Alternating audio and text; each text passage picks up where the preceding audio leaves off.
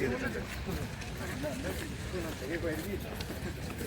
Majid bhai, new my YouTube channel.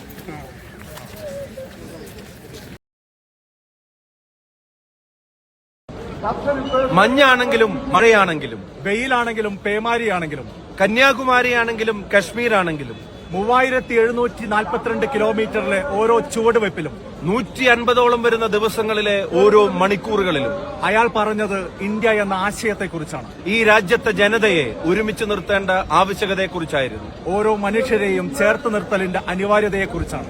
Bharat Jodo യാത്ര ഇന്ന് സമാപിക്കുകയല്ല.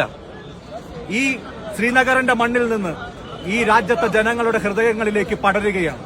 130 കോടി ജനങ്ങളും ഒരുമിച്ച് നിന്ന് വിദ്വേഷത്തിന്റെ രാഷ്ട്രീയത്തിനെതിരായി വെറുപ്പിന്റെ അന്തരീക്ഷം ഇല്ലാതാക്കുന്നതിന് വേണ്ടി മനുഷ്യരോടൊപ്പം കൈകോർക്കുന്ന അവസരങ്ങളെയാണ് നമ്മൾ പ്രതീക്ഷിക്കുന്നത്. അതെ, ഇനി ഇത് നമ്മുടെ ഉത്തരവാദിത്തമാണ്. കടന്നു വന്ന വഴികളിൽ എവിടെയെങ്കിലും രാഹുൽ ഗാന്ധിയിൽ നിന്ന് വിദ്വേഷത്തിന്റെ, വർഗീയതയുടെ, വെറുപ്പിന്റെ ഒരു ശബ്ദവും നാം കേട്ടില്ല.